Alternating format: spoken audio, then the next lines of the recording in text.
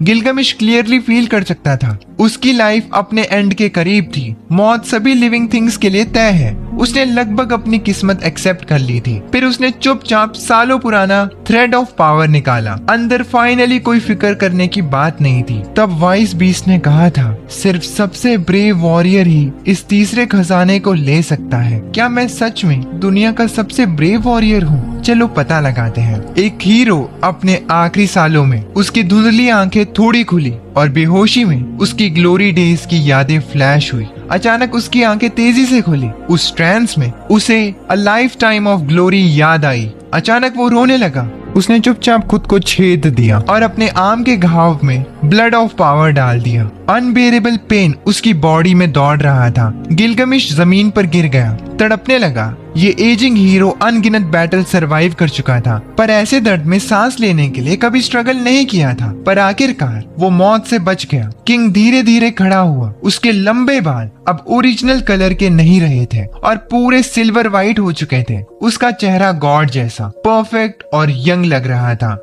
ये क्या पावर है? ट्री हाउस के अंदर एक टावरिंग सिल्वर बालों वाला यंग आदमी खुद से बड़बड़ाया, ब्लड की 2 ट्यूब्स के साथ। क्या गजब की ताकत है। अब गिलगमिश क्लियरली फील कर सकता था कि उसके अंदर एक एंडलेस पावर बह रही है। उसी वक्त ट्राइब में वापस गिलगमिश का बेटा अटोरिया एक ऊंची जगह पर खड़ा था, स्वॉर्ड ऑफ ट्वाइलाइट अपने सर के ऊपर उठाए हुए। एज अ चीफ अपना सक्सेशन अनाउंस कर रहा था। अटोरिया वाइस और स्ट्रॉन्ग था। अपने रूथलेस और एरोगेंट बाप के कंपैरिजन में एबिलिटी और वर्च्यू से गिफ्टेड था। वो एक क्वालिफाइड काइंड चीफ की तरह था।